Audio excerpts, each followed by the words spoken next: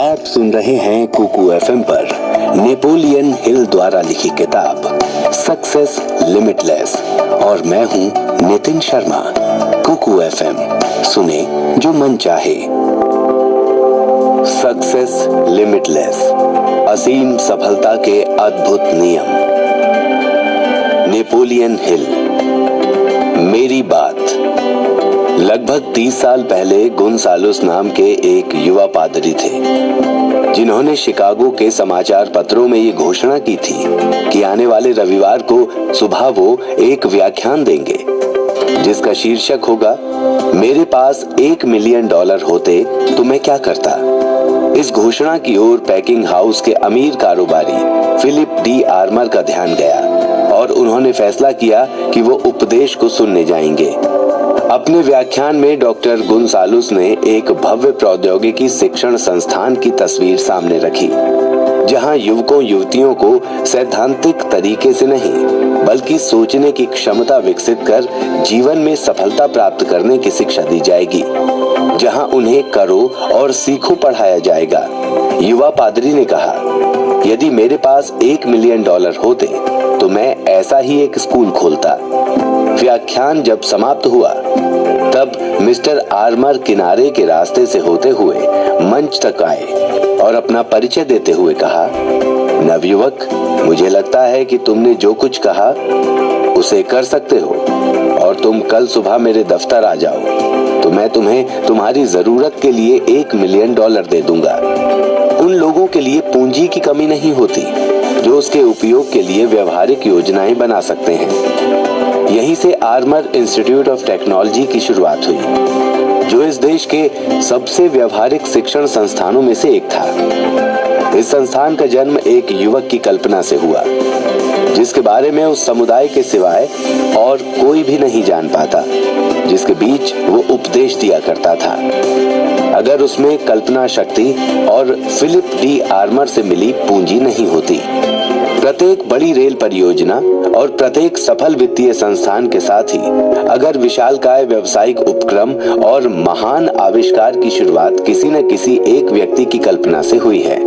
F.W. Woolworth ने 5 and 10 Saint store की योजना अपनी कल्पना में ही बनाई, जिसके बाद ही उसने वास्तविक रूप लिया और उन्हें कई करोड़ का मालिक बना दिया।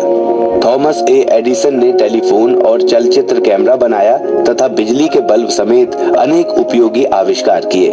ये सब पहले उनकी कल्पना में बने और फिर वास्तव में सामने आए। शिकागो में लगी दुकान में अनेक व्यापारियों की दुकानें जलकर राख हो गईं और वे खाक हुई अपनी दुकानों के नुकसान पर आंसू बहा रहे थे।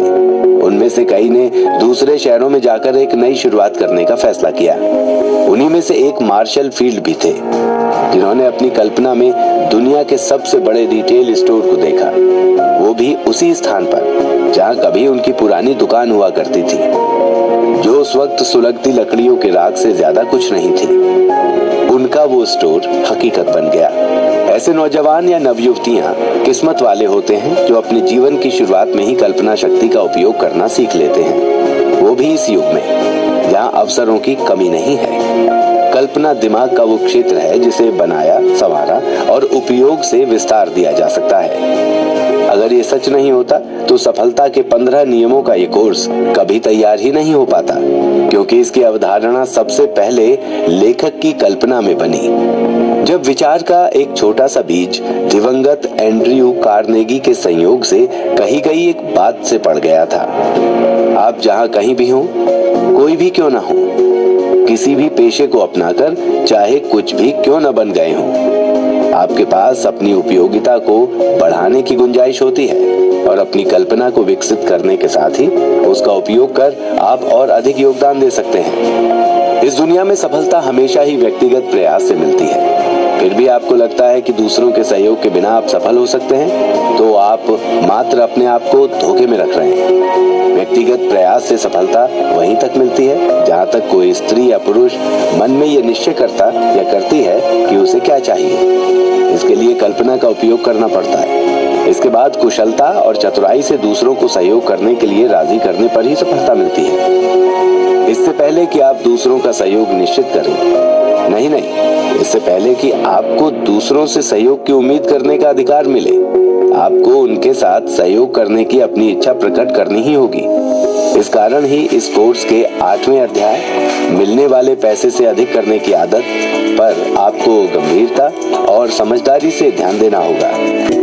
ये नियम जो इस अध्याय का आधार है वो अपने आप में ही उन सभी को सफलता सुनिश्चित कर देता है जो इसका प्रयोग अपने हर काम में करते हैं। इस परिचय में आगे हम आपको एक व्यक्तिगत विश्लेषण चार्ट के बारे में बताएंगे जिसमें 10 जाने माने लोगों का विश्लेषण आपके अध्ययन और तुलना के लिए किया गया है। इस चार्ट को ध्यान से सुनिएगा और खतरे के बिंदुओं को नोट कीजिएगा जो उन लोगों की विफलता को बताते हैं जो इन संकेतों पर ध्यान नहीं देते।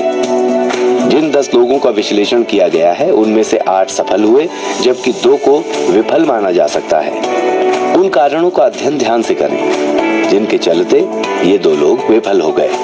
फिर अपना अध्ययन करें। उस उद्देश्य से जो 2 कॉलम खाली छोड़ दिए गए हैं उनमें इस कोर्स की शुरुआत करते हुए आप अपने आप को सफलता के 15 नियमों में से प्रत्येक पर रेटिंग दीजिए। इस कोर्स के समापन पर अपने आप को फिर से अंक दीजिए और उस सुधार पर गौर कीजिए जो आप में आया है। सफलता के नियम के इस कोर्स का उद्देश्य आपको इस योग्य बनाना है कि आप अपने चुने हुए कार्य क्षेत्र में और अधिक क्षमतावान बने। इसके लिए आपका विश्लेषण और आपकी सारी खूबियों का वर्गीकरण किया जाएगा जिससे कि आप उन्हें व्यवस्थित कर सकें और यथासंभव उनका सबसे अच्छी तरह उपयोग कर सकें। संभव है कि आप जो काम अभी कर रहे हैं वो आपको पसंद ना आए। उस काम को छोड़ने के 2 तरीके हैं। एक रास्ता यह है कि आप जो कर रहे हैं उसमें अधिक दिलचस्पी ना लें और बस उतना ही करें जिससे काम चल जाए। जल्दी ही आप उससे बाहर हो जाएंगे क्योंकि आपकी सेवा की जरूरत ही नहीं रह जाएगी। दूसरा और बेहतर रास्ता यह है कि अभी आप जो कर रहे हैं उसमें अपने आप को इतना उपयोगी और कुशल बना लें कि आपकी ओर उन लोगों का ध्यान सकारात्मक रूप से जाए जिनके पास आपको और अधिक जिम्मेदारी वाला काम देने की क्षमता हो और आपकी भी पसंद का है। अब ये तय करना आपका विशेषाधिकार है कि आप किस रास्ते पर चलेंगे। एक बार फिर आपको इस कोर्स के 9वें अध्याय के माध्यम को याद दिलाया जा रहा है जिसकी मदद से आप अपने आप को आगे बढ़ाने वाले बेहतर रास्ते को अपना सकते हैं। हजारों लोग कैलुमेट कॉपर माइन के ऊपर से गुजर गए लेकिन उन्हें उसका पता नहीं चल सका। मात्र एक व्यक्ति ने ही अपनी कल्पना शक्ति का उपयोग किया, जमीन को कुछ फीट तक खोदा, उसकी पड़ताल की और इस धरती पर तांबे के सबसे बड़े भंडार का पता लगा लिया। कभी न कभी आप और हर एक व्यक्ति आपके कैलुमेट माइन के ऊपर से गुजरेगा। खोज करने के लिए जांच और कल्पना का उपयोग करना पड़ता है। सफलता के 15 नियमों का ये कोर्स आपको आपके कैलुमेट तक ले जा सकता है और जब आपको ये पता चलेगा कि आप जो काम कर रहे हैं उसमें समृद्ध भंडार के ठीक ऊपर खड़े हैं तो आप आश्चर्यचकित रह जाएंगे। रसेल कॉनवेल ने एंकर्स ऑफ डायमंड पर अपने व्याख्यान में हमें बताया कि हमें अवसर की तलाश में दूर जाने की जरूरत नहीं है। हम जहाँ खड़े हैं वहीं अवसर मिल जाएगा। ये एक ऐसी सच्चाई है जिसे याद रखना फायदे का सौदा है। Napoleon Hill. मास्टरमाइंड। आप ये कर सकते हैं यदि आपको विश्वास है कि आप कर सकते हो। ये सफलता के लिए जरूरी बुनियादी बातों पर एक पाठ्यक्रम है। सफलता व्यापक रूप से खुद को निरंतर परिवर्तित होने वाले जीवन के आवेशों में सामंजस्य और ठहराव की भावना के साथ अनुकूलित करने का विषय है। साहचर्य उन बलों को समझने की प्रक्रिया पर आधारित होता है जो किसी के पर्यावरण की संगठक होती हैं। इसलिए ये कोर्स वास्तव में एक ब्लूप्रिंट है जिसका सीधा अनुसरण करके सफलता पाई जा सकती है क्योंकि ये विद्यार्थी को जीवन के इन परिवेशी बलों में से अधिकांश को समझने, व्याख्या करने और निर्मित करने में सहायता करता है। सफलता के नियम। पुस्तक के अध्यायों को सुनना शुरू करने से पहले आपको इस कोर्स के इतिहास के बारे में कुछ चीजें जाननी चाहिए। आपको इसकी सीमाओं के साथ साथ इसकी संभावनाओं को भी जानना चाहिए जो कि विश्व में अपना एक स्थान बनाने के लिए आपके संघर्ष में सहायक होंगी। ये पाठ्यक्रम गंभीर मानसिकता वाले व्यक्ति के लिए निर्मित किया गया है, जो कि अपने समय का कम से कम एक भाग जीवन में सफलता हासिल करने के लिए समर्पित करता है। लेखक का लक्ष्य दोहरी प्रकृति का रहा है, जिसके तहत पहले छात्र को उसकी कमजोरियों को खोजने में सहायता प्रदान करना और दूसरे उन कमजोरियों को पार करने के लिए एक निश्चित योजना बनाने में सहायता करना है। पृथ्वी के सर्वाधिक सफल पुरुषों और महिलाओं को भी सफल होने से पहले अपने व्यक्तित्व में कुछ सुनिश्चित कमजोरियों को दूर करना पड़ा था। इन कमजोरियों में सर्वाधिक असाधारण कमजोरियां हैं: सहनशीलता, लोभ, लालच, ईर्ष्या, संदेह, प्रतिशोध, अहंकार, दंभ। उन जगहों से फसल काटने की प्रवृत्ति जहां वे बोई गई थी और कमाने से ज्यादा खर्च करने की आदत। ये कमजोरियां सफलता और आपके बीच दीवार बनकर खड़ी रहती हैं। ये सभी कमजोरियां मानव जाति की सामान्य शत्रु हैं। इस पाठ्यक्रम की शुरुआत में ही आपको जान लेना चाहिए कि ये कोर्स एक लंबी प्रयोगात्मक अवस्था से होकर गुजरा है। सफलता के नियम नामक इस पाठ्यक्रम का परीक्षण और पुष्टिकरण इस पीढ़ी के कुछ सर्वाधिक व्यवहारिक मस्तिष्कों द्वारा किया गया है। सफलता के नियम का पहला प्रयोग एक व्याख्यान के रूप में किया गया था, जो कि इसके लेखक द्वारा 7 वर्षों से अधिक की अवधि में संयुक्त राज्य अमेरिका के प्रत्येक शहर और अधिकांश छोटे कस्बों में दिया गया था। इस तरीके से लेखक ने सटीक रूप से सीखा कि ये कोर्स लोगों के ऊपर क्या प्रभाव रखता है। इस अध्ययन और विश्लेषण के परिणाम स्वरूप कई संशोधन भी इसमें किए गए। सफलता के नियम दर्शन की पहली बड़ी सफलता तब प्राप्त हुई जब लेखक ने इस पाठ्यक्रम के आधार पर 3000 पुरुषों और महिलाओं की एक सेल्स आर्मी को प्रशिक्षित किया था। वे लोग उत्पादों की बिक्री के मामले में कोई पिछला अनुभव नहीं रखते थे। इस प्रशिक्षण के द्वारा इन लोगों ने 6 महीने की छोटी सी अवधि में ही अपने लिए $10 लाख कमाए और लेखक को उसकी सेवाओं के लिए $30,000 का भुगतान किया था।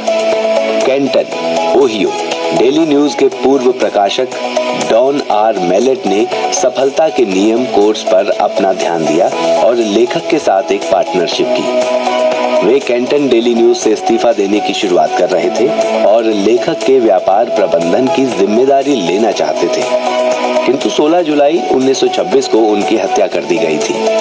अपनी मृत्यु से पहले मिस्टर मेलेट ने जज एल्बर्ट एच गैरी, जो कि यूनाइटेड स्टेट्स स्टील कॉर्पोरेशन के बोर्ड अध्यक्ष थे, के साथ मिलकर स्टील कॉर्पोरेशन के प्रत्येक कर्मचारी के लिए इस पाठ्यक्रम को प्रस्तुत करने की व्यवस्था की थी, जिसकी कुल लागत लगभग $1.5 लाख थी।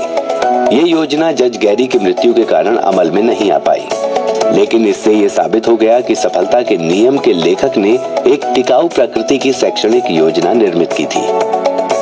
ये पूरा परिचय पाठ्यक्रम के अन्य 15 अध्यायों के लिए एक पृष्ठभूमि के रूप में ही दिया गया है। इस परिचय में आपको नए खोजे गए मनोवैज्ञानिक नियम का एक विवरण प्राप्त होगा, जो कि सभी असाधारण निजी उपलब्धियों की आधारशिला होता है। इस नियम को लेखक के द्वारा मास्टरमाइंड नाम दिया गया है, जिसका अर्थ एक ऐसे दिमाग से है जो कि 2 या अधिक लोगों के सामंजस्यपूर्ण सहयोग के द्वारा विकसित होता है और ये 2 लोग किसी भी दिए गए कार्य को पूरा करने के प्रयोजन हेतु आपस में गठजोड़ करते हैं।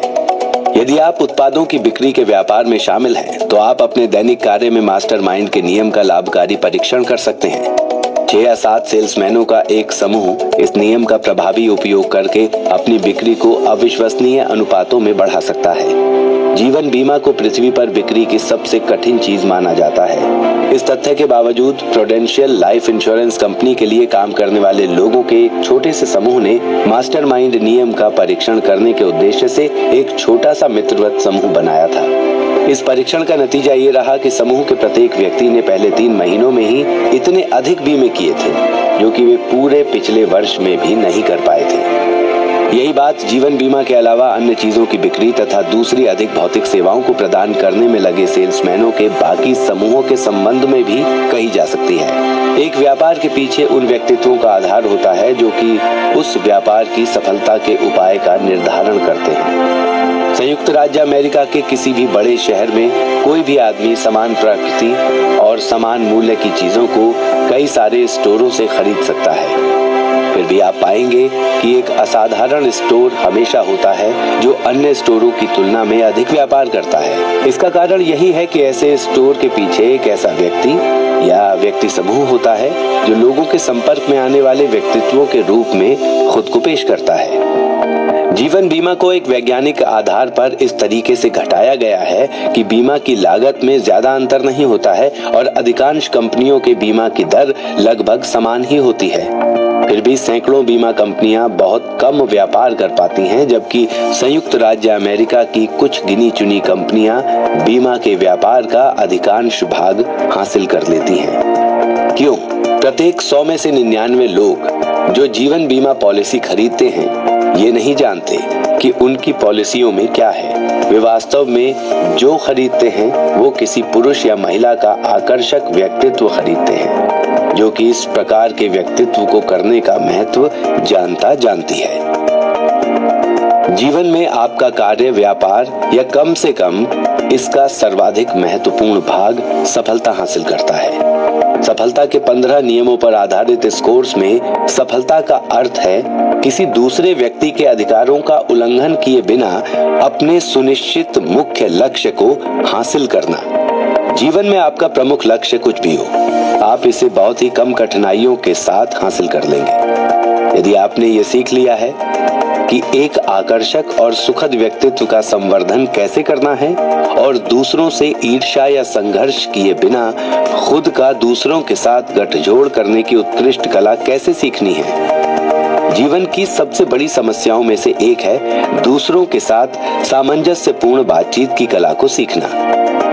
ये कोर्स लोगों को ये सिखाने के प्रयोजन से निर्मित किया गया है कि वे सामंजस्य और ठहराव के साथ अपना रास्ता कैसे बनाएं, ताकि वे असहमति और संघर्ष के उन घातक प्रभावों से दूर रह सकें जो कि प्रतिवर्ष लाखों लोगों को दरिद्रता, असंतोष और सफलता के गर्त में धकेल लेते हैं।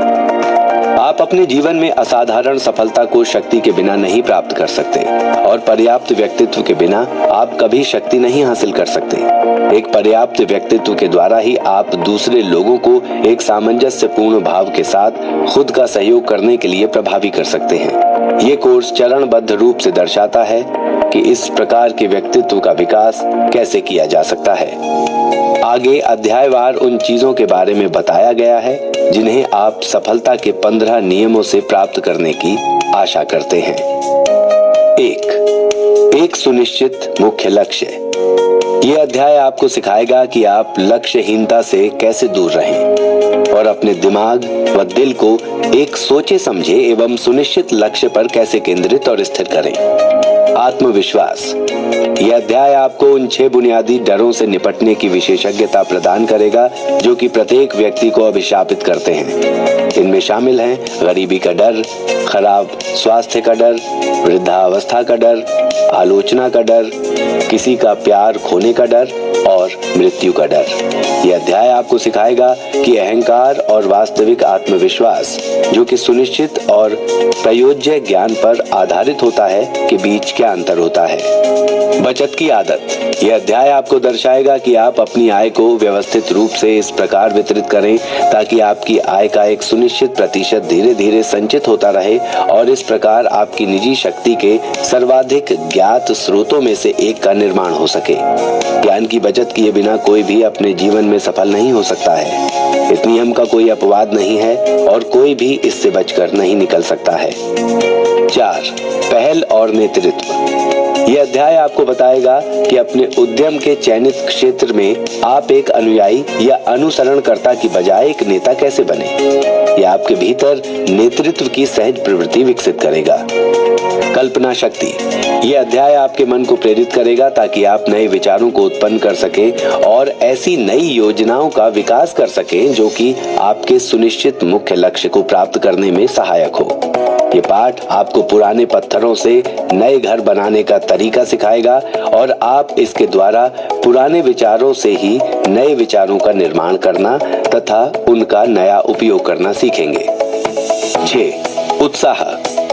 इस अध्याय के द्वारा आपको एक क्षमता प्राप्त होगी कि आपके भीतर जो भी है उसे आप अपने संपर्क में आने वाले सभी लोगों में भर सकेंगे और अपने हितों एवं विचारों से उन्हें उत्प्रेरित करने में सफल होंगे। उत्साह एक सुखद व्यक्तित्व की आधारशिला होता है और आपके पास एक ऐसा व्यक्तित्व अवश्य होना चाहिए जो दूसरे लोगों को आपके साथ सहयोग करने के लिए प्रेरित कर सके। 7. आत्मनियंत्रण। ये एक संतुलन चक्र है जिसके द्वारा आप अपने उत्साह को नियंत्रित कर सकते हैं। यह अध्याय आपको एक व्यवहारिक तरीके से ये सिखाएगा कि आप अपने भाग्य के स्वामी और अपनी आत्मा के कप्तान कार्य करने की आदत। यह अध्याय आपको बताएगा कि बढ़ते हुए प्रतिलाभ के नियम का फायदा कैसे उठाएं। कोई भी व्यक्ति जीवन के किसी भी क्षेत्र में एक वास्तविक नेता तभी बन सकता है जब वो अपने नियत पारिश्रमिक से अधिक कार्य करने और बेहतर कार्य करने की आदत को अपनाए।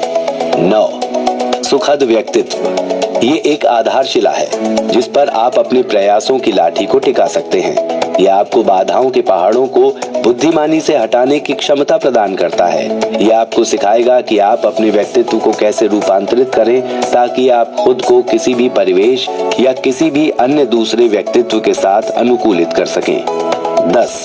सटीक चिंतन। ये संपूर्ण वहनीय सफलता की महत्वपूर्ण आधारशिलाओं में से एक है। यह अध्याय आपको सिखाता है कि तथ्यों को गौण सूचना से किस प्रकार अलग करें। इस अध्याय से आप सीखेंगे कि ज्ञात तथ्यों को दो वर्गों महत्वपूर्ण और गैर महत्वपूर्ण में कैसे संगठित किया जा सकता है। यह अध्याय आपको बताएगा कि तथ्यों के सही प्रयोग के आधार पर सुनिश्चित कार्य योजना का निर्माण कैसे किया जाए। 11. एकाग्रता। यह आपको एक समय पर एक ही विषय पर ध्यान केंद्रित करने का तरीका सिखाती है। यह अध्याय आपको सिखाएगा कि आप खुद को दूसरे लोगों के साथ किस प्रकार से जोड़ें ताकि आप उनके संपूर्ण ज्ञान का प्रयोग अपनी योजनाओं और प्रयोजनों के लिए कर सकें। 12. सहयोग। यह अध्याय आपको सिखाएगा कि आप इस परिचय और अध्याय 2 में वर्णित मास्टरमाइंड के नियम को कैसे लागू करें। इस अध्याय के द्वारा आप सीखेंगे कि अपने प्रयासों को दूसरे लोगों के प्रयासों के साथ किस प्रकार एक ऐसे तरीके से समन्वित करना है कि संघर्ष, ईर्ष्या, द्वेष, लोभ एवं कलह को मिटाया जा सके। 13. सफलता से लाभार्जन। यह अध्याय आपको सिखाएगा कि आप अपनी पिछली और भविष्य की गलतियों एवं असफलताओं में से किस प्रकार आगे बढ़ने वाले कदमों को टिकाने के लिए आधारशिलाओं का निर्माण करें। यह अध्याय आपको असफलता और अस्थायी हार के बीच अंतर बताएगा, जो कि बहुत ही महत्वपूर्ण अंतर होता है। इस अध्याय के द्वारा आप खुद की और दूसरों की असफलताओं से लाभ उठाने का तरीका सीखेंगे। 14. सहनशीलता। यह अध्ययन आपको बताएगा कि कैसे नस्लीय और धार्मिक पूर्व ग्रहों के विनाशकारी प्रभावों को खुद से दूर रखें।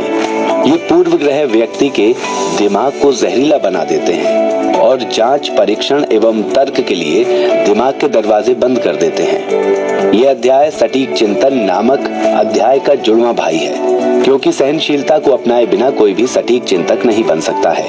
सहनशीलता ज्ञान की पुस्तक को बंद कर देती है और उसके कवर पर लिख देती है, समाप्त, मैं इसे पूरा सीख चुका हूँ। सहनशीलता के द्वार वे लोग आपके शत्रु बन जाते हैं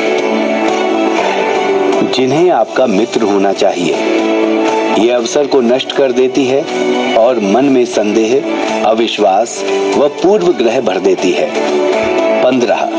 सुनहरे नियम का अनुपालन।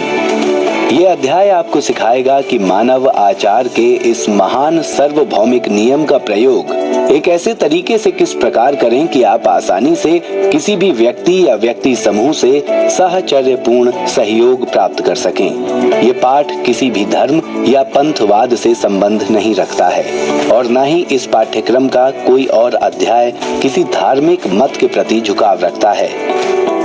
जब आप 15 से 30 सप्ताह की अवधि के भीतर इन 15 नियमों में महारत हासिल कर लेंगे, तब आप ऐसी पर्याप्त व्यक्तिगत शक्ति विकसित करने के लिए तैयार हो जाएंगे जो कि आपके सुनिश्चित मुख्य लक्ष्य की प्राप्ति को सहज संभव बना देगी।